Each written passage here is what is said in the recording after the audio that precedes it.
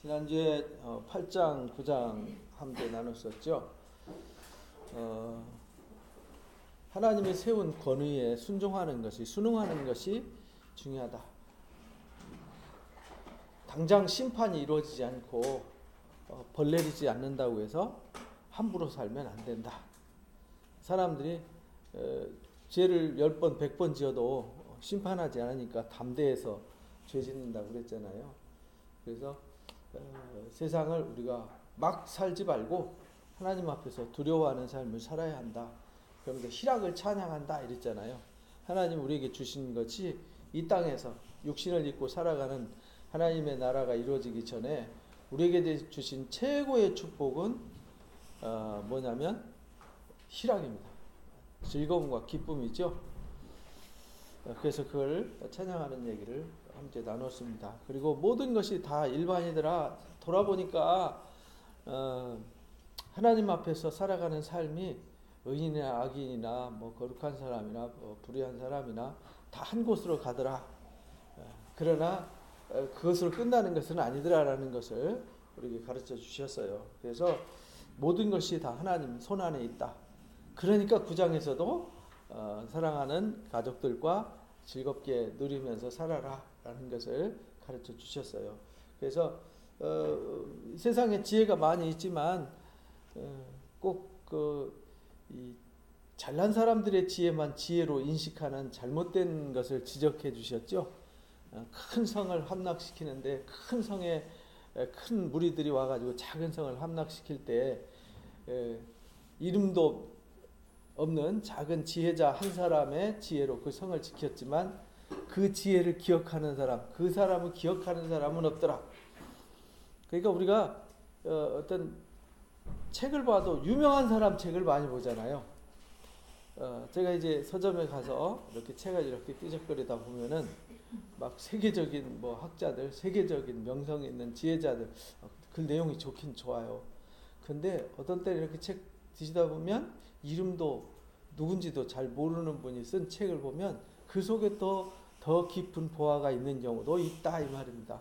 그러니까 우리는 명성 있는 데만 이렇게 쳐다보고 큰 데만 자꾸 쳐다보는 습관이 되어 있다. 그래서 그걸 이제 한탄하는 말씀을 지난주에 함께 나눴어요. 그래서 오늘 10장에서는 역시 이제 계속 지혜를 가르쳐 주시는데 죽은 파리들이 10장부터 이제 마무리까지 할 건데요. 죽은 파리는 이미 죽었어요, 그죠? 죽은 파리가 향기름을 악취나게 한다. 이것처럼 우매가 지혜와 존귀를 난처하게 만든다. 그 말은 이미 죽은 파리잖아요. 그러니까 사람이 우매하고 미련한 것은 죽은 거다. 이렇게 죽은 거와 똑같다. 그래서 악취나는 거다. 이렇게 이제 대비를 시켜서 설명을 하고 있어요. 그것처럼 작은 일들, 우매하고 작은 일 하나가 큰 일을 그르치게 한다. 다 무엇인지 물거품으로 만들어 버린다. 그러니까 향기름에 그 죽은 파리가 들어가면은 그 향을 쓸 수 없게 되잖아요. 그것처럼 작은 우매 하나, 작은 어리석은 행동 하나가 모든 것을 다 망가뜨리는 어리석음이 있다. 그러니까 우리가 우매하면 안 된다, 어리석으면 안 된다라는 것을 강조하고 있는 거죠. 그래서 이 세상에 우매하고 미련한 것처럼 위험한 일이 없다. 우리가 전도서에서, 잠언에서 배웠어요. 잠언에서 길거리 가다가 새끼 빼앗긴 앙콤을 만나는 것보다 미련한 사람 만나는 게 더 무서운 거다. 새끼 뺏긴 앙콤이 얼마나 무서운지 아시죠? 물불 안 가리고 달라들잖아요. 무시무시한데 차라리 그 곰을 만날지언정 미련한 자는 만나지 마라. 곰을 만나면 피할 수도 있고 살 수도 있지만 이 우매하고 미련한 사람 만나면 답이 없다 이런 말이죠. 그러니까 우리한테 절대 우매하고 미련한 사람 되지 마라. 그러면서 이제 지혜자의 마음은 오른쪽에 있고 우매자의 마음은 왼쪽에 있다. 왜 마음이 왼쪽에 있고 오른쪽에 있나? 고대 당시에나 지금도 그렇지만 이제 오른쪽 그러면은 강하다, 의롭다, 온전하다, 옳다 이런 쪽으로 쓰였었어요. 그래서 하나님도 어느 편에 있다 그래요? 오른편에 계신다. 이렇게 이제 시편 120편을 보면은 하나님 우리 우편에서 그늘이 되신다 이렇게 말씀을 하시잖아요.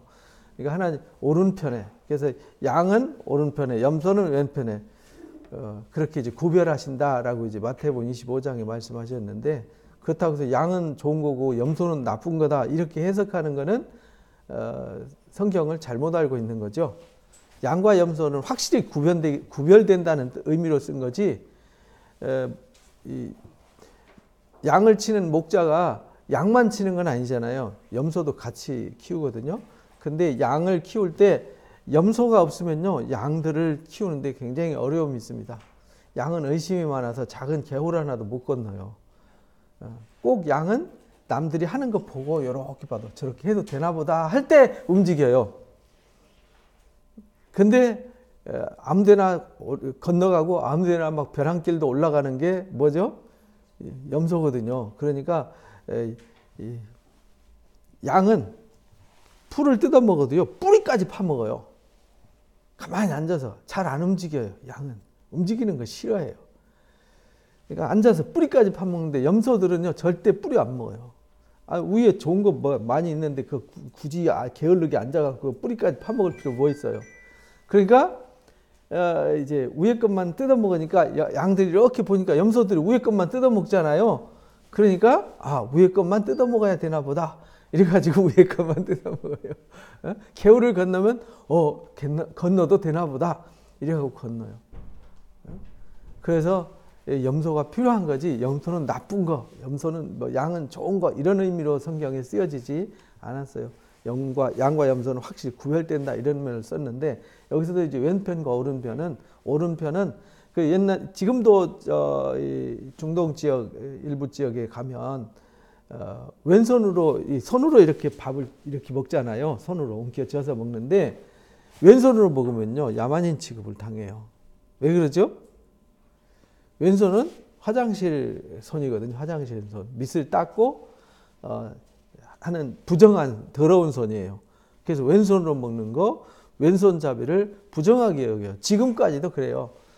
그래서 우리나라도 옛날부터 왼손잡이면은 굉장히 야단 맞았죠. 저희 어르신들이 막 얘가 왼손잡이면은 뭐 잘못된다고 막 일부러 오른손으로 지게 하고 막 이랬던 것이 기억이 납니다.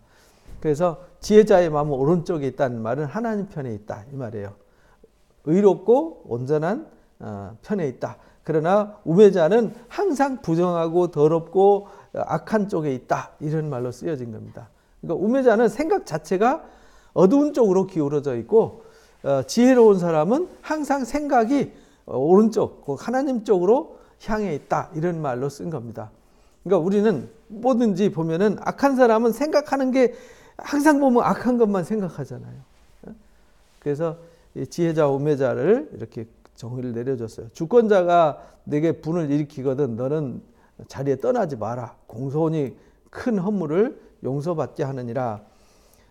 그러니까요, 누가 뭐 왕이 아니면 직장 상사가 화가 잔뜩 나 있어요. 그러면 거기 피하면요, 그 사람은 아웃이에요. 그죠?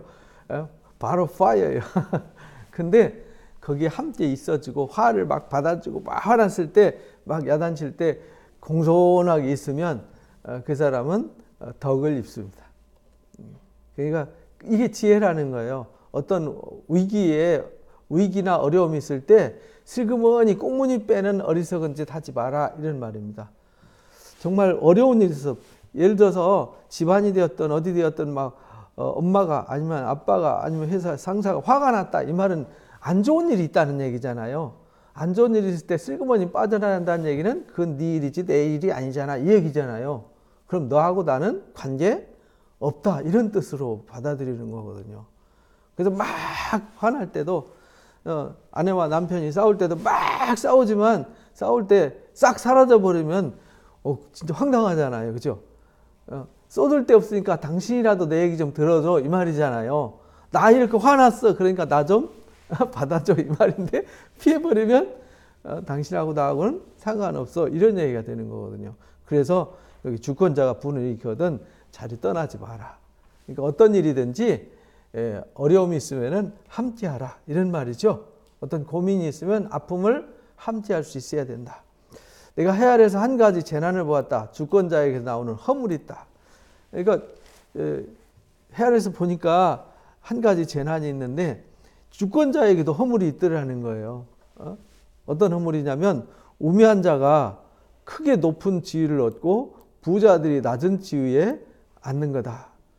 가만히 보니까 우매한 자가 높은 지위에 있어가지고 우매한 사람이 지혜자들을 다스린다는 거예요. 그러면 어떻게 되겠어요? 우매자가 지혜자들을 다스릴 때는 지혜자가 다스림을 받지 않잖아요. 그러니까 화가 나니까 폭력을 쓰고 폭언을 하게 되고 그것을 자기 우매를 감추고 이 지혜자들을 누르기 위해서 온갖 일을 저지르게 되는 거죠. 그래서 이 높은 지위에 있고 주권자라고 그래서 허물 없는 건 아니더라. 이렇게 주권자들 중에서도 우매자가 있고 부자들이 낮은 지위에 앉기도 하더라. 가진 거 있지만 그 물질에 눌려서 재물에 눌려서 거기서 끌려다니는 불쌍한 사람도 있더라 이 말이죠. 내가 봤는데 종들은 말을 타고 고관들은 종들처럼 땅에 걸어다니는 걸 봤다. 옛날에는 이 종이 말 안 타잖아요. 고관들이 타지. 그리고 반대로 이렇게 되는 일은 없는데 그렇게 되더라. 그 말은 세상이 정상적으로 돌아가지 않더라. 무질서하더라 이 말이죠. 가정이 되었던 국가가 되었던 무질서하더라. 대통령의 권위를 상실하게 되면은 지지율이 확 바닥을 치잖아요. 그러면은 공무원들도 말을 안 들어요. 밑에 사람들도 대통령이 이렇게 하시오라고 명령 내려도 버텨요. 그걸 레임덕이라고 그러잖아요. 이제 어차피 당신은 떠날 사람이니까 굳이 뭐 우리가 당신 말 들을 필요 있어? 어차피 다른 사람 오면 또 바꿀 텐데 이래갖고 복지부동 한다 그러잖아요. 복지부동.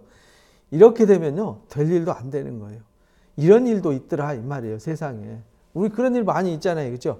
근데 이것은 지혜가 아니더라는 거예요. 그래서 주권자나 다스리는 자는 우매자가 되지 말고 뭐가 돼야 돼요? 지혜자가 돼야 된다. 내가 엄마가 되고 아빠가 되고 내가 회사의 상사가 되고 내가 나라를 책임지는 사람이 되면 지혜자가 돼야 된다. 자기 고집이나 부리고 자기 우매함을 드러내면 그 밑에 있는 모든 사람들에게 고통을 준다, 불행을 준다, 혼란을 준다 이런 말이죠. 그래서 사람이 함정을 파는 자는요 반드시 거기에 빠지게 돼 있어요. 담을 허는 자는요 뱀한테 물리게 되고 돌을 떠내는 자는 그 돌 떠내다가 돌로 다치게 되고 나무를 쪼개는 자는 그거 하다가 위험을 당한다. 그 말은 자기가 하는 이 우매한 일, 어리석은 일은 하다 보면 결국은 자기한테 다 돌아온다는 거예요. 집에 막 안 좋은 일이 있어서 막 때려 부시고 화내고 막 했어요.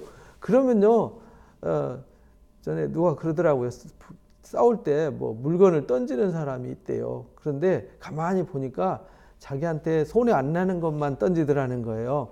그래서 아내가 그 사람이 제일 중요한 거 이것도 던지라고 주니까 못 던지더래요. 왜냐하면 그거 깨면은 결국은 손에 누구한테 와요? 자기한테 오거든요. 사람은요 어리석고 미련한 짓을 결국은 하면은 그것이 누구한테 돌아와? 다 자기한테 돌아오는 거거든요. 근데 사람들이 그걸 알지 못하더라 이 말이죠. 그래서 우리가 우매함을 깨는 것, 지혜를 깨닫는 것 이거는 너무 소중한 거다라는 것을 가르쳐 주셨어요. 결국은 사람이 무슨 일을 할 때에는 그 결과를 내가 먹고 산다라는 것을 잊지 말고 행하라 이 말이죠. 내가 말을 할 때는 다시 돌아온다는 걸 잊지 말고 내가 뿌린 것은 내가 거둔다라는 걸 잊지 말라는 거죠. 이것이 지혜라는 겁니다. 그래서 우리 속담에도 있잖아요. 가는 말이 고와야 오는 말도 곱다. 그러니까 우리가 무엇을 하든지 나는 나 하고 싶은 대로 막 하고 나한테는 좋은 것만 돌아오기를 기대하는 것 이거는 정말 미련하고 어리석은 일이다. 그런데 우리가 그러고 산다 이 말이죠. 그게 참 무서운 일이죠. 막 자기가 화풀이를 했어요. 그리고 자기는 사랑받기를 바래요. 자기는 막 사람들 사이에 갈등을 조장해 놔놓고 어떤 좋은 결과가 오기를 기다려요. 그거는 우매한 거다. 철 연장이 무뎌졌는데도 나를 갈지 않으면 힘이 더 든다. 그렇잖아요. 제가 어렸을 때 아버지하고 이제 그 나무를 하러 다니고 풀을 베러 다녔어요. 근데 아버지가 훈련시키느라고 이제 낫을 가는 걸 이렇게 날 세우도록 날 가는 걸 가르쳐 주셨어요. 근데 그 가는 거 귀찮아가지고 몇 번 씩씩씩 하다가 에이, 가서 그냥 가면 되지 뭐 이러고 갔어요. 근데 아버지는 아주 시간을 정성을 들여서 낫을 가시더라고요. 근데 가서 나무를 하거나 풀을 베울 때 보면은 아주 쉽게 샥샥샥샥해. 이렇게 보면 아버님 너무 잘하신단 말이에요. 그 저도 한다고 싹 하는데 이게 미끄러져요. 이게 비어지는 게 아니라 미끄러지니까 힘들고 잘 잘라지지도 않으니까 짜증만 나더라고요. 그래서 이 일을 잘 하려면 이 날 세우는 일에 시간을 많이 투자해야 되는구나. 제가 어렸을 때 그걸 배웠어요. 근데 여기 그 얘기잖아요. 이게 농사 안 져보시고 낫질 뭐 칼질 안 해보신 분들은 잘 모르죠. 이렇게 여러분들 주방에서 일하시는 분들 아시잖아요. 칼이 예리하면은 싹싹싹싹 하는데 이거 뭐 칼질하면 미끄러지기만 하고 잘 안 될 때가 있잖아요. 그것처럼 무뎌졌는데도 갈지 않으면 쓸모없는 에너지만 낭비한다. 그러니까 무슨 일을 하는 게 중요한 것이 아니라 준비도 중요하다 이 말이죠. 내가 어떤 일을 얻고자 함보다 그 얻고자 하는 일에 준비됨. 준비를 해야 그 일을 내가 쉽게 얻을 수 있고 쉬운 결과를 얻을 수 있죠. 근데 우리는 준비하지 않고 복받기를 바라요. 하나님도 우리가 마음으로 준비하고 우리 그릇을 준비했을 때 하나님이 은혜를 부어주시는 거지 막 혼탁스러운 막 생각과 잡다한 생각들로 잔뜩 집어넣고 하나님 앞에 와서 복을 받기를 바라면 그 속에 복이 임하는 것이 아니라 불행이 임한다는 것입니다. 오직 지혜는 성공하기에 유익하니라. 그러니까 지혜를 준비하라는 거죠. 어떤 일을 하기 전에 우매한 우리의 마음을 갈아가지고 날카로운 칼처럼 지혜를 준비하는 것이 중요하다. 그러면 성공하기에 유익하다. 그래서 우리가 매사에 보면 준비가 중요한 것 같아요. 어떤 것이든 준비하지 않으면 손해를 봅니다. 그러면서 주술을 베풀기 전에 뱀이 물리면 술기에게 소용이 없느니라. 옛날에는요, 인도 이런 데 보면은 피리 불면 뱀이 막 춤추고 이런 거 보셨죠? 그것처럼 뱀이 움직일 때 뭐 술법을 걸어가지고 움직여야지 이미 물린 뒤에 그 술법 써봐야 아무 의미 없다라는 거죠. 그러니까 미리미리 준비하고 미리미리 하는 것이 중요하지 버스 지난 뒤에 손드는 것은 어리석은 일에 불과하다라는 것을 가르쳐 주셨어요. 그러니까 우리는 매사에 어떤 일을 할 때 미리미리 준비하고 그래서 어떤 일이 이루어질 때 그것이 내 것이 되어지도록 그것이 나의 열매가 되도록 지혜를 준비하는 것이 중요하다. 그래서 지혜자의 입의 말들은 은혜로우나 우매자의 입술은 자기를 삼키게 되는 거다. 그래서 지혜를 준비하는 건 너무너무 중요한 것이다. 그의 입의 말들의 시작은 우매요. 그의 입의 결말은 심히 미친 것이다. 우매라는 것이 이렇게 불행한 것이다 이 말이죠. 근데 내가 우매한지 지혜로운지 잘 모르잖아요. 그래서 우매한지 지혜로운지는 쉽게 이제 테스트를 해보면 돼요. 내가 누구 말에 감정에 쉽게 흔들린다. 우매한 거예요. 내가 남이 한마디 한 말에 막 감정이 상하고 마음이 상하고 막 마음이 일그러져서 뭘 하지도 않고 잘 삐치고 이런다. 이거 우매라고 그래요. 그럼 그 사람은 뭘 하면 안 돼요. 왜냐하면 사람이 어떤 일을 할 때 항상 좋은 일만 있는 건 아니거든요. 반대하는 사람도 있고 거치는 사람도 있고 회방하는 사람도 있고 이런 일 저런 일이 있는데 그 모든 것 중에서 내가 그 일을 잘 헤쳐나가고 그 결과 속에서 그 속에서 내가 이 승리자가 돼야 되는데 거기서 이거 걸려 넘어지고 저거 걸려 넘어지고 이것 때문에 안 되고 저것 때문에 안 되고 이것 때문에 힘들고 저것 때문에 힘들고 그러면 할 게 없다 이런 말입니다. 그러니까 우리는 우매자가 되면은 안 되니까 미리 지혜로 잘 준비해서 내가 지혜로운지 안 지혜로운지를 스스로 한번 점검해 봐야 된다. 그래서 그 점검하는 걸 뭐라고 그러냐면 기도한다 이렇게 말해요. 기도한다는 말은 하나님의 말씀으로 나를 뭐 하는 거라고요? 돌아보는 거예요. 돌아봐야 돼요. 예수님이 산상설교 하실 때 마음이 가난한 자는 복이 있다 하셨는데 그거 애우라고 주신 게 아니잖아요. 내가 뭐 한 걸 보라는 거예요. 마음이 진짜 가난한가, 하나님을 정말 갈망하고 하나님을 찾는 사람인가, 내가 세상의 것을 찾고 세상으로 기울어 있는가, 내 마음이 왼편에 있는가 오른편에 있는가, 이걸 점검하라는 거잖아요. 근데 점검 안 하면 왼편에 있으면서도 자꾸 오른편의 결과가 오기를 기다리면 그건 어리석은 일이다. 괜히 화만 나고 원망만 하게 된다. 불평만 하게 된다. 이런 뜻이잖아요. 그래서 우리가 스스로 점검해야 된다. 말씀을 읽고 묵상하면서 자기를 돌아볼 때 마음이 오른편에 있게 되는 거다. 우매자는 말이 많아요. 사람은 장래의 일을 알지 못한다. 나중에 일어날 일을 누가 그에게 알리겠느냐. 그러니까 우매한 자는 말이 많아요. 그러니까 우리가 말 많은 사람이 되면 안 된다는 말이죠. 말이 많다는 얘기는 자꾸 어떤 일을 핑계하고 변명하고 따지고 막 이렇게 해요. 여러분들 기분 나쁜 일이고 속상한 일이 있으면 자꾸 나를 변호하려고 자꾸 말하잖아요. 그러면은 그 사람이 변명해가지고 변명 해결이 돼가지고 그 사람이 영광 받느냐? 아니에요. 오히려 자꾸 얘기하다 보면요, 싫은 사람이 돼요. 여러분 주변에서도 그런 걸 많이 경험할 수 있죠. 만날 때마다 한 얘기 또 하고 한 얘기 또 하고 막 자기 속상한 얘기를 막 일주일 한 달 막 내내 만날 때마다 속상한 얘기만 해보세요. 더 이상 듣고 싶지 않지요. 함께하고 싶지 않게 되는 겁니다. 그러니까 우리가요, 이 우매한 자는 자꾸 우매함만을 드러낸다는 거예요. 말로 행동으로 자꾸 우매를 꺼내봤자 얻는 것이 없다. 그러니까 우리가 지혜를 준비하는 것 정말 중요한 것이다. 사람의 장래일은 아무도 몰라요. 그러니까 내 말로 내 뭘로 바꾸려고 막 안 된다는 겁니다. 우매한 자의 수고는 자신을 피곤하게 할 뿐이다. 그들은 성읍에 들어갈 줄도 알지 못한다. 우매는요, 우매자는 스스로를 힘들게 해요.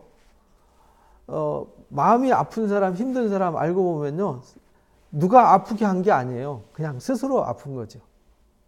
입을 뒤집어 쓰고 막 혼자 고민하는 사람들 있잖아요.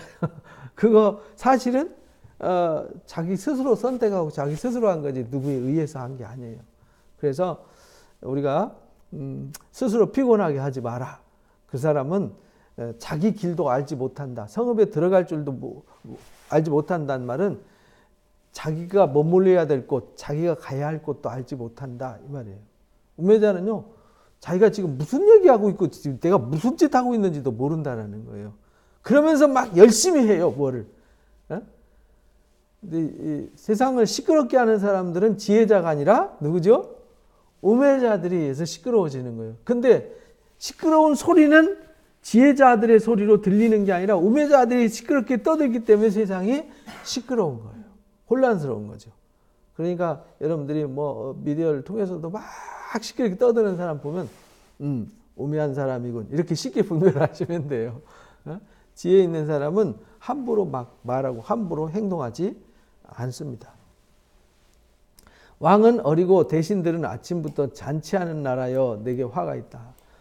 왕이 어리다는 얘기는요, 나이가 어리다는 얘기가 아니고요, 생각이 어리고 하는 일이 애기 같다 이 말이에요. 그래서 우리 흔히 하는 말이 있죠. 애기같이 행동하면 혀를 끌끌 차면서 뭐라 그러죠? 언제 철들래? 언제 철들래? 이 말은 이 지도자가 큰 사람이 어른스럽게 행동해서 사람들을 보듬어주고 이끌어가야 되는데 애기처럼 행동한다. 철없이 행동한다. 무능력하게 행동한다. 라는 것을 말하는 거예요. 그런 사람은요, 또 그렇게 나라를 다스리는 왕이 있고 대신들, 관리들이죠. 아침부터 잔치하는 나라는 그러니까 맨날 잔치만 하려고 생각이 놀고 먹는 데만 있다는 거죠. 어떻게 하면 놀고 재밌게 살까만 거기에 치우쳐 있는 사람, 이것이 왼편에 마음이 가 있는 사람이죠. 그죠? 이런 사람들은 화가 있다. 왕은 귀족들의 아들이요 대신들은 취하지 아니하고 기력을 보하려고 정한 때에 먹는 나라여 내게 복이 있다. 이렇게 지혜로운 왕이 있고 지혜로운 대신들이 있을 때 나라가 복이 있게 되는 거다. 그래서 우리가 지혜자들끼리 모여서 지혜자들끼리 살아가면 거기에 복이 있다. 왜냐하면 하나님은 이미 복을 허락하셨어요. 근데 그 복을 받고 안 받고는 우매하냐 지혜로냐에 따라서 달라진다. 우리에게 24시간 모든 사람에게 똑같이 주셨지만 누구는 그 시간을 아주 가치 있고 아름답게 만들어가고 누구는 그 시간을 다 망가뜨리고, 그거는 누가 한 것이 아니라 자기가 선택하고 자기가 한 거잖아요. 그래서 자기가 뿌린 대로 자기 열매를 먹게 된다. 그러니까 신앙생활 한다고 해서 무조건 예수 믿고 내가 교회 갔으니까 예배 드렸으니까 하나님 나한테 복 줄 거다. 이런 운명론적 사고를 가지고 미신적 사고를 가지고 신앙생활을 하면 안 돼요. 그건요 아주 하나님을 욕되게 하는 것입니다. 예수님은 선한 청지기의 비유를 가르쳐 주셨어요. 선한 청지기는요 자기한테 맡겨진 거잖아요. 그 일을 충성스럽게 감당하는 자를 잘했다 칭찬하잖아요. 2달란트 줬는데 열심히 일해서 얼마 남겼어요? 2달란트를 남겼으니까 착하고 충성된 종아 잘했다. 5달란트 준 자한테 5달란트 남겼을 때 충성되다고 말하지, 5달란트 줬는데 다 털어먹고 2달란트만 남겼어요. 그건 충성된 게 아니잖아요. 손해를 본 거지. 하나님은 우리를 통해서 손해를 보실 하나님이 아니라는 거예요. 하나님은 우리 보고 손해보는 삶을 살라고 우리에게 시간과 생명과 지혜와 능력, 재능을 주신 게 아니라는 겁니다. 그러니까 우리는 매일 손해보는 삶을 살면 안 돼요. 손해라는 말은 악한 생각에, 악한 일에, 악한 환경에 내 마음과 시간을 뺏기는 거예요. 손해 안 본다니까 다 부자, 뭐 잘 살고 뭐 영광 이런 뜻이 아니에요. 2달란트 받았던 5달란트 받았던 하나님은 똑같이 취급하시잖아요. 그죠? 내가 세상에서 어떤 지위에 있고 어떤 위치에 있고 어떤 상황에 있는데 그거는 별로 중요한 게 아니라는 거예요. 그 상황 속에서 내가 정말 성실하게 열심히 살아가는 것이 중요하다.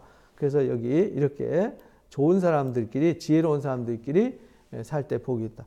게으른 즉 석가래가 내려앉고 손을 놓은 즉 집이 새느니라. 게으르면요 석가래가 내려앉는다는 말은, 게으르면 석가래가 내려앉지 않도록 석가래를 뭐 해야 돼요? 보수하고 새로 갈고 이렇게 해야 되잖아요. 어렸을 때 저희 시골에 초가집, 여러분들 초가집 경험하신 분들이 있나 모르겠다. 저는 어렸을 때 초가집에 살았어요.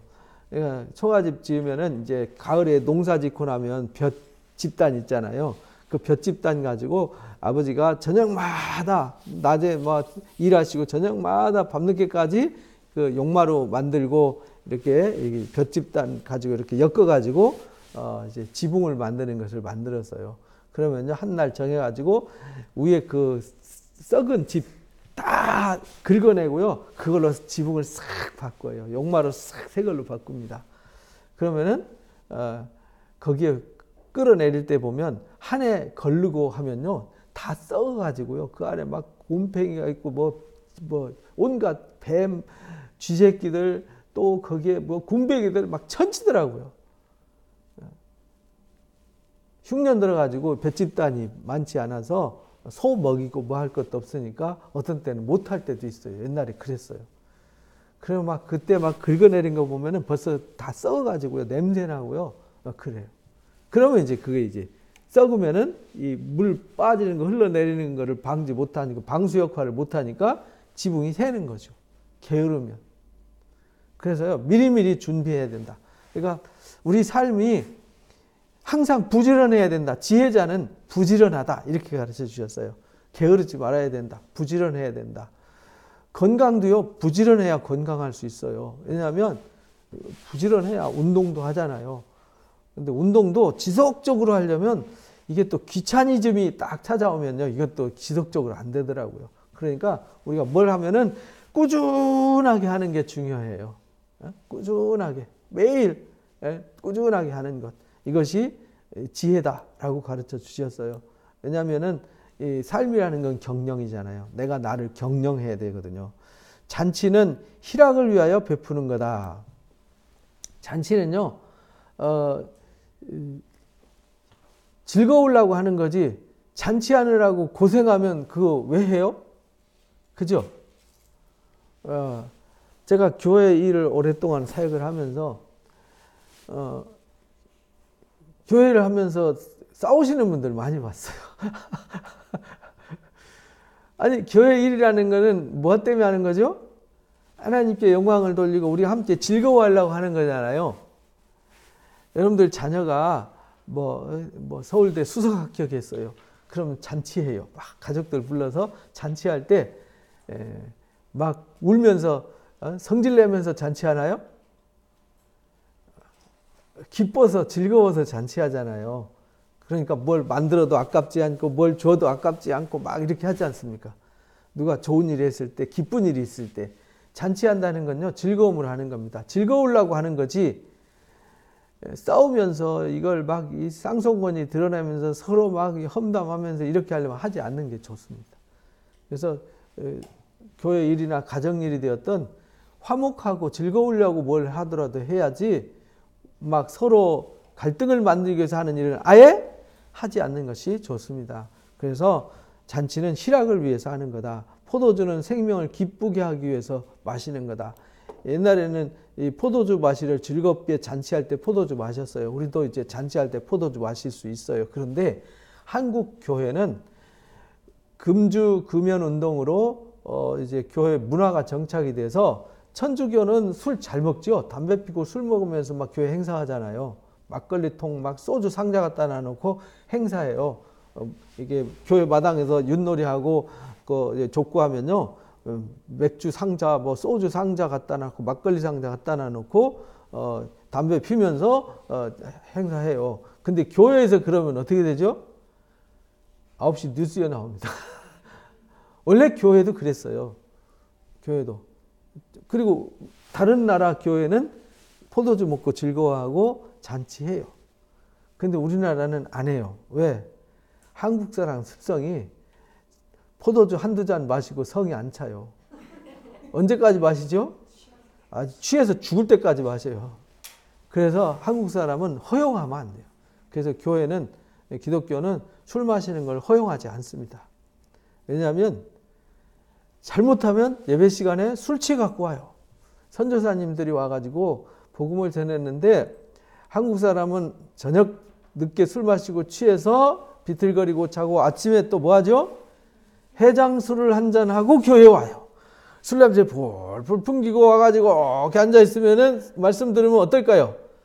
자장가로 들려서 그걸 냄새 풀풀 풍기고 잘못하면 술 취해갖고 싸울 수 있어요. 그 덕이 안 되잖아요. 그래서 술을 못 먹게 한 거죠.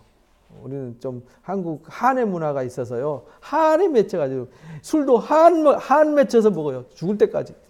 이렇게 되면 안 되기 때문에 우리는 그런 거 안 하죠. 여기서 그래서 이제 성경에 봐봐, 성경에 생명을 기쁘게 하려면 포도주 마시라 그랬어. 무슨 소리 하는 거야? 포도주 마셔야 돼. 뭐 할 수 있습니다. 그러나 한국 교회에서는 안 됩니다. 왜? 문화 정서가, 기독교는 여러분들 어디 가서 술 막 마시면서 나 교회 다녀, 나 집사야, 술 먹는 거 봐, 이래 보세요. 다 가짜 신자로 취급을 하잖아요. 문화입니다, 문화. 그러니까 문화를 우리가 이해를 하고, 돈은 범사에 이용되느니라. 말은 돈은 범사에 좋은 가치를 만들어내서 쓰라고 준 거다, 이런 말이에요. 돈은 창고에다가 가다 놓으라고 준 것이 아니라 쓰라고 준 거다. 갈 때 가지고 가는 거 아니다. 그런데 막 우리나라는 일단 이상하게 이제 아파트 사는 붐이 불어가지고요, 평생 40년, 50년 벌어가지고 뭐 하나 사야 되죠? 아파트 하나 장면하고 그것도 빚까지 남겨놔놓고 자식들한테 물려주고 가요. 그럼 자식은 또 그 빚 갚느라고 또 이제 평생 또 그 자기 자식한테 또 이제 빚을 물려주는 이 빚의 사회가 됐잖아요. 이게 아주 잘못된. 그러다 보니까 아파트 값이 뭐 2, 3억이면 될 아파트가 지금 막 10억, 20억 막 이 말이 돼요? 미친 거죠. 한국에 그게 미친 거예요. 우리는 그런 미친 사람들이 되면 안 돼요. 평생 돈 모으기 위해서 살면 안 돼요. 인생은 그렇게 길지 않습니다. 여러분들 공부 끝나고 취직 시험 봐가 취직해가지고 뭐 좀 하려고 보면 30대잖아요. 결혼해가지고 애 낳아가지고 뭐 좀 살려고 하다 보면요 40대, 50대 돼버려요. 그래서 뭐 좀 뭐 하고 살려고 보면 벌써 이제 머리 허여가지고 허리에 기름 빠지고 무릎에 기름 빠져 삐걱삐걱 하면요 뭐 할 게 없어요. 나중에 이제 자식들 시집 다 호로록 날아가 버리고 그러면요 나중에 혼자 외롭게 남아버려요. 70, 80대면. 그러면요 그때는 이제 저 높은 곳을 향하여 찬송 부르면서 살아가는 것밖에는요 할 게 없어요. 그러니까요 오늘 전도서에서 가르쳐 주신 말씀이 전도서 그동안 가르쳐 주신 것이 우리가 하루하루를 살더라도 즐겁게 살고 기쁨으로 살고 누리면서 살고 나누면서 살고 행복을 위해서 사는 것이 돼야 된다. 결국은 행복하려고 돈 모으고 행복하려고 집 샀는데 결국은 집 사서 행복하지 않고 돈 벌어서 행복하지 않으면 그 괜히 돈 벌고 괜히 집 샀잖아요. 그죠? 그래서 이 가르치는 의미를 잘 이해를 해야 된다. 그렇다고 돈 벌지 말라는 말은 아니다. 열심히 부지런하게 자기의 주어진 것을 열심히 사명을 다하되 거기에 매여서 종으로 살지 마라. 돈의 종, 또 세상의 어떤 일의 종이 되지 마라. 그런 말이죠. 심중에라도 왕을 저주하지 말라. 침실에서라도 부자를 저주하지 말라. 그러니까요, 내가 말 한마디 잘못해가지고 함정에 빠지고 올무에 빠지잖아요. 너만 알아 그러면서 누구 흉보고 너만 알아 이러고 누구 욕하면요 그 뒤통수로 다 들어가요. 제가 그거 많이 경험했거든요. 저 가만히 있는데 뭐 어쩌고 저쩌고 하는 소리 다 들리더라고요. 그래서 이게 그 얘기구나 그런 얘기구나. 그러니까요 함부로 말하지 말라는 거예요. 공중의 새가 그 소리를 듣고 날짐승이 그 일을 전파한다. 우리 속담도 있잖아요. 반말은 누가 듣죠? 지가 듣고 낱말은 새가 듣는다. 그 말이 참 인간에게 너만 알아 한 거지 알고 보면 팔도 다 알고 있어요. 너만 알아 하는 그 임금님기는 당나귀 기다 하는 말이 있잖아요. 인간은요 요거 뭘 말을 해야만 속이 시원하기 때문에 이 뭔가 알고 있으면요 꼭 누군가에게 말을 해야 돼요. 근데 이거 조심하라는 얘기죠. 그것도 자기보다 위의 사람이나 힘 있는 사람에 대한 얘기는 더 조심해야 된다. 왜? 그것이 자기에 돌아올 때는 더 큰 문제가 되기 때문이다. 라는 것을 가르쳐 주셨어요. 그러니까 지혜가 너무 중요하다는 거죠. 그래서 이 11장 이야기는 또 투자에 관한 얘기예요. 투자. 인생은 투자해야 된다. 너는 내 떡을 물에 던져라. 여러 날 위해 도로 찾을 거다. 이 말은 무슨 말이냐면요.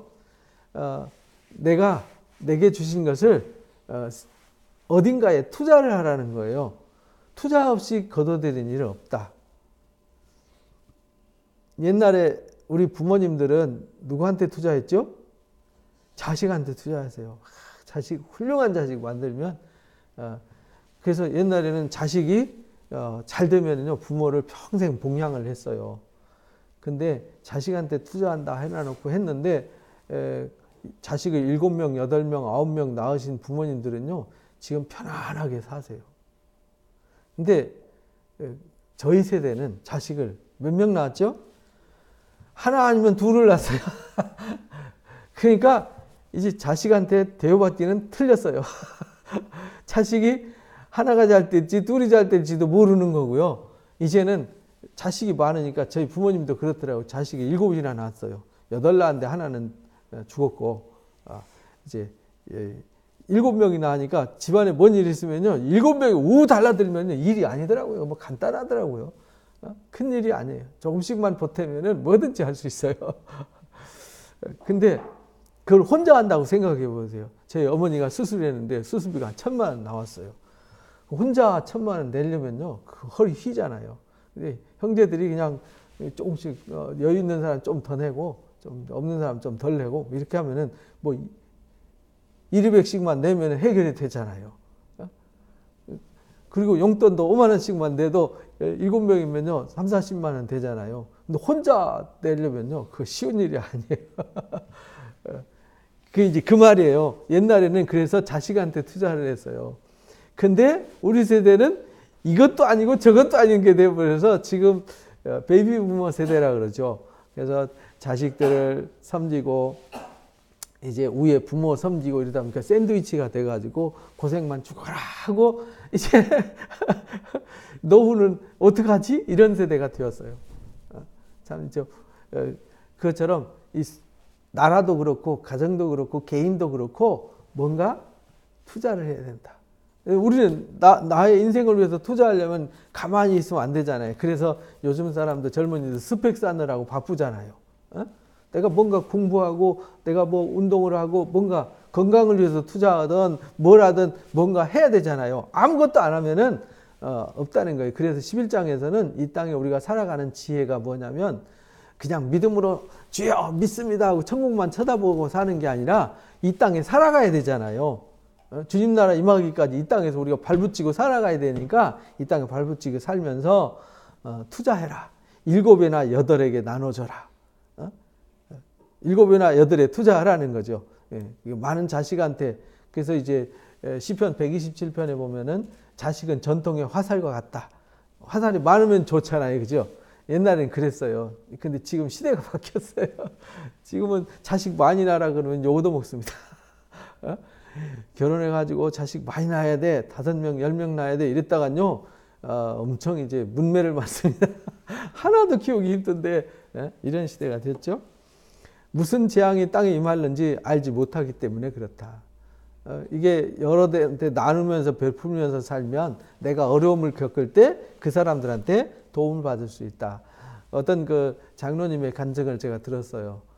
자기 부산의 세계로 교회 장로님인데 사업이 잘 됐어요. 그래가지고 자기가 번 돈을 어려운 사람들을 열심히 많이 도와줬어요. 근데 사업이 부도가 나버렸어요.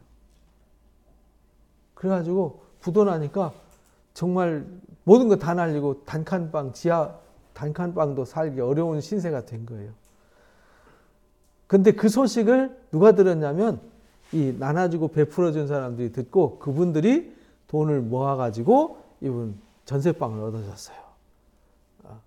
그리고 일할 수 있도록 도움을 주셨어요. 재기할 수 있도록 도움을 주셨어요. 이분이 더 열심히 충성되게 열심히 하면서 더 나누면서 살았다. 뭐 이런 간증을 하시더라고요. 이게 이제 하나의 그런 사례지만은 우리 삶이 그렇다는 거죠. 내가 어려울 때 누군가에게 손을 내밀 수 있는 사람이 있는가? 이게 이제 중요하다는 거예요. 내 고민이 있을 때 마음을 터놓고 정말 말할 수 있는 사람이 얼마나 있을까? 이것이 중요하다. 이런 말입니다. 무슨 재앙이 임할는지 우리는 어떤 일이 우리 삶에 나타날지 모르기 때문이다. 구름이 비가 가득하면 땅에 쏟아지잖아요. 나무가 나무로 북으로나 쓰러지면 쓰러진 곳에 그냥 있게 되잖아요. 그러니까 어떤 일이 이렇게 펼쳐지면 그 일이 어떤 결과가 있든지 이미 세상에는 어떤 일이 시대의 흐름을 따라 어떤 일이 되어졌어요. 되어진 일은 우리가 임의로 바꿀 수 없어요. 막 구름이 위에 막 비가 가득 수분이 꽉 차 있는데 그 누가 붙들고 이렇게 막을 수 없잖아요. 알아서 때가 되면 다 쏟아지는 거예요. 그 나무가 기울었는데 햇빛이 있는 쪽으로 이렇게 기울잖아요. 기울어진 건요 억지로 가서 막 잡아 당겨도 안 된다. 이미 지나간 일, 이미 되어진 일에 연연하지 마라. 이게 지혜라는 거예요.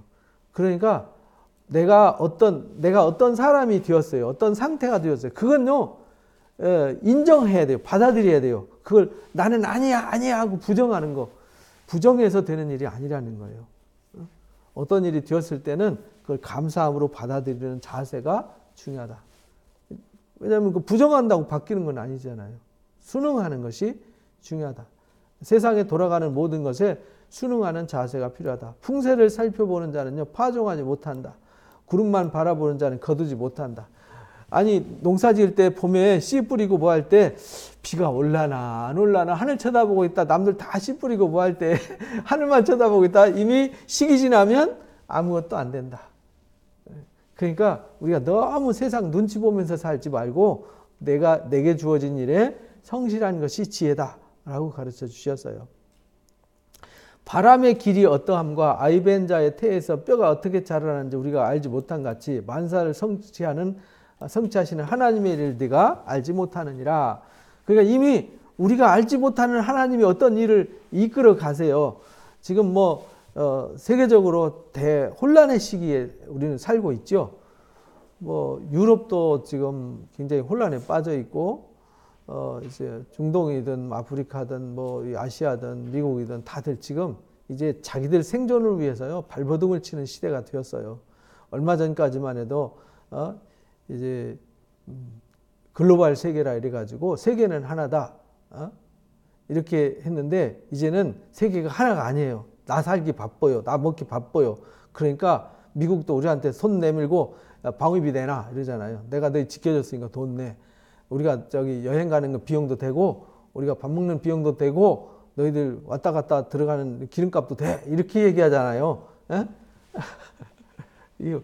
이제 막 미국이 옛날에는 세계를 향해 투자하고 저기들이 걷어가더니 지금은 이제 자기 거 챙기기 바빠요.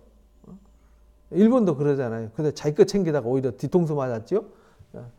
중국도 지금 그러고 막 지금 유럽도 그래요. 그래서 막 브렉시트도 영국이 뭐 EU 유럽 공동체에서 EU에서 탈퇴하려고 하는 것도 그런 거잖아요. 자기 이익. 아니 자기들이 회비 많이 내고 자기들이 했는데 별로 돌아오는 건 없고 골치 아파요. 그리고 막 이 중동 쪽에 아프리카 쪽에 혼란이 오니까 난민들이 다 유럽으로 몰려들고 아시아로 밀려오고 이제 우리나라까지 밀려왔잖아요. 막 남미 쪽에 멕시코나 이런데 브라질 이런데 막 그 갱들 뭐 마약 이런 걸로 혼란을 겪고 가난하고 막 이러니까 미국으로 막 장벽을 넘어 들어오니까 막 벽을 쌓고 막 콘크리트 벽을 쌓잖아요. 못 넘어오도록. 이런 시대가 되어가고 있어요. 세상이. 근데 이 세상이 언제 어떻게 변할지 아무도 몰라요. 아니 김정은이하고 트럼프하고 만나고 문재인 대통령 만날 때 금방 막 남북 통일 될 것 같더니 김정은이가 이제 오리발 딱 내밀고 저러고 있는데 또 크리스마스에 뭐 선물을 한다며요. 근데 어떤 선물 내밀지 가봐야 아는 거죠. 그러니까 아무도 지금은 세계 석학들도요 궁금한 거예요. 지금 크리스마스에 뭔 선물이 나올까? 일단 24일을 한번 봅시다. 세상은 알 수가 없는 거예요. 그러나 그 모든 것을 주관하시는 분은 누구라고요? 하나님이 하신다라는 겁니다. 인류 역사는 지금까지 쭉 돌아온 과거를 돌아보고 지금 현재에도 그렇고 앞으로도요. 모든 역사를 하나님이 주관하세요. 그러니까 우리는 이 어떻게 되려나 하고 거기에 신경 쓰고 쳐다보고 있지 말고 내 할 일 하는 것이 지혜라는 거예요. 비가 올라나 바람이 불라나 이래서 안 되고 저래서 안 되고 하지 말고 세상이 어떻게 돌아갈라나 세상에 뭔 일이 있을라나 그런데 신경 쓰지 말고 그건 하나님이 때 되면 알아서 다 경영하시고 이끌어 주실 거니까 각자 자기 위치에서 우리 대한민국 국민들이 각자 위치에서 정말 성실하게 열심히 자기 사명을 다하면요 우리나라는 부강한 나라 강한 나라 쓰임받는 나라 될 수밖에 없어요. 근데 전부 다 손 놓고 뭔 일 바뀌면은 뭔 일이 되면 이러고 있으면요 나라가 엉망이 돼요. 그래서 지혜도 집안도 그렇잖아요, 그죠? 너는 아침에 그래서 이제 6절에 그렇게 말해요. 너는 아침에 씨 뿌리고 저녁에 손을 놓지 마라. 뭔 일 했으면요 그 일이 어떻게 될지 에이 했으니까 알아서 뭐 되겠지 이렇게 게으르면 안 된다라는 거예요.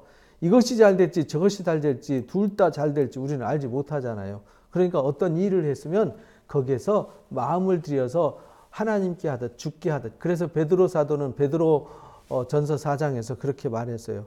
말하려거든 하나님이 말씀하시는 것처럼 말하고 어떤 일을 섬기고 봉사하려면은 하나님이 주시는 힘을 공급받아서 하는 것처럼 그렇게 네 일을 하고 네 것 주듯이 그렇게 막 인색하고 감정을 실어서 하지 말고 그런 마음으로 해라 이렇게 가르쳐 주셨거든요. 그것처럼 우리는요 이 땅에서 어떤 일이 잘 되고 어떤 일이 안 될지 몰라요. 그러니까 그냥 최선을 다하고 감사함으로 하나님 앞에 맡겨야 되지 아무것도 안 하고 하나님 알아서 하세요 이렇게 되면요 하나님을 욕되게 하는 거예요.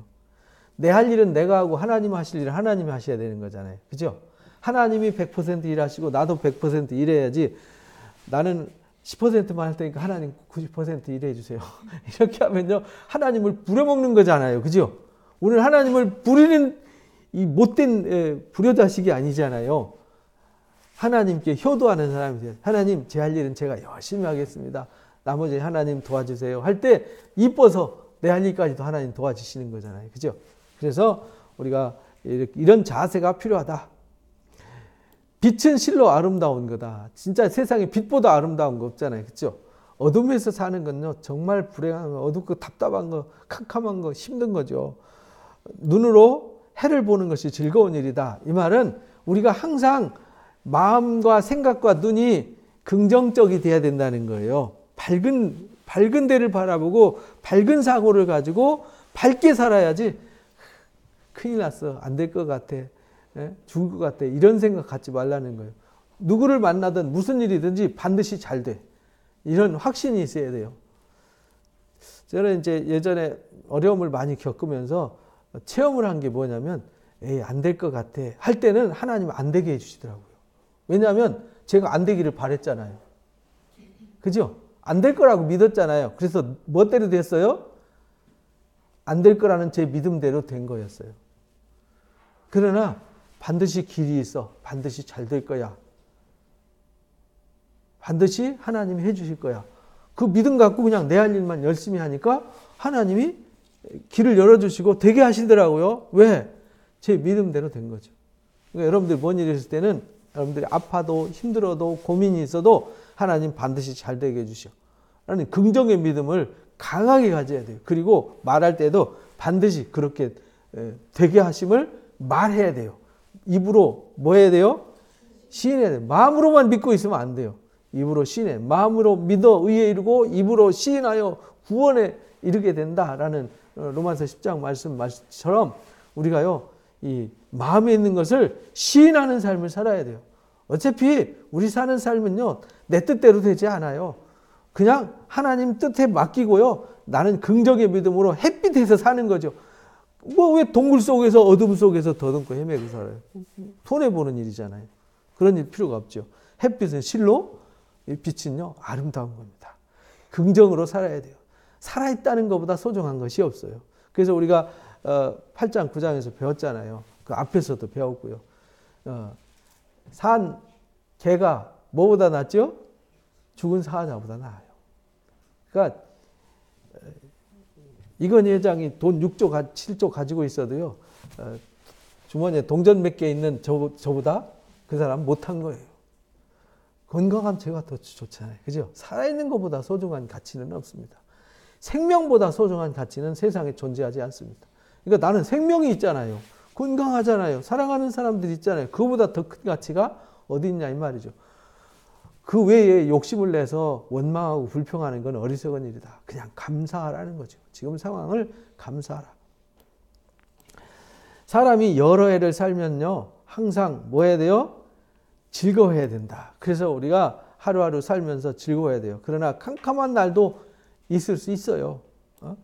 그러나 그날들을 생각할지로다. 다가올 일은 다 헛되다. 그러니까 우리가요, 항상 즐겁게 살아야 되는 이유는 우리 삶에 이런 일 저런 일 많이 있는데 걱정된다고 맨날 걱정만 하다 보면요, 걱정만 하다가 가는 거예요. 아무것도 얻을 것이 없어요. 그러니까 감사하면서 즐겁게 햇빛 속에서 살아도 자꾸 어둠이 우리 속에 틈타는데, 어둠 속에서 살면 그 어둠이 더 얼마나 짙고 더 고통스럽겠냐 이 말이죠.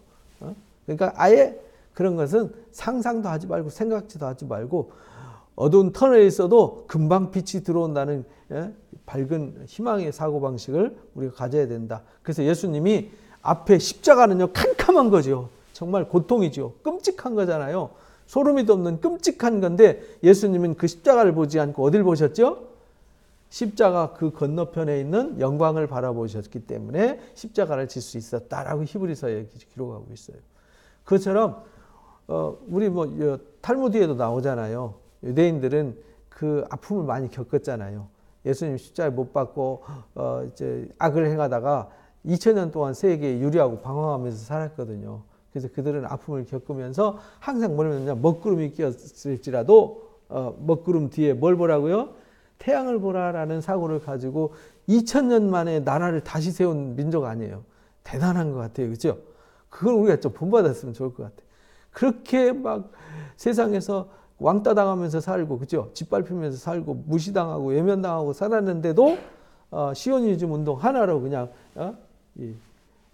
1948년 5월 14일, 예루살렘에다 깃대 꽂고, 나라를 선포한 거 아니에요.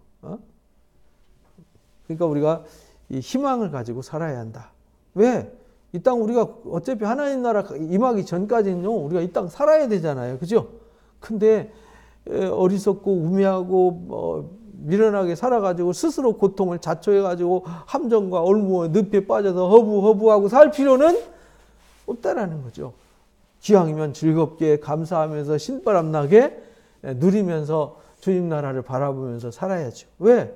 내 신분은 바뀌지 않잖아요. 내가 하나님의 아들이고 내가 하나님의 나라를 상속해야 된다는 이 신분은 영원히 변하지 않아요. 누가 와서 뭐라고 한다고 해서 바뀌는 게 아니고요. 내가 고난을 당한다고 해서 바뀌는 것도 아니고요. 내가 위기에 처했다고 바뀌는 것이 아니거든요. 절대로 바뀌지 않습니다. 그러니까 우리가 즐겁게 살아야 한다.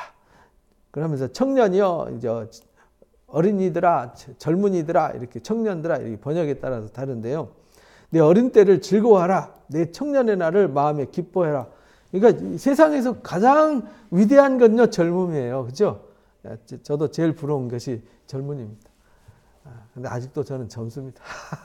그래서 감사하죠.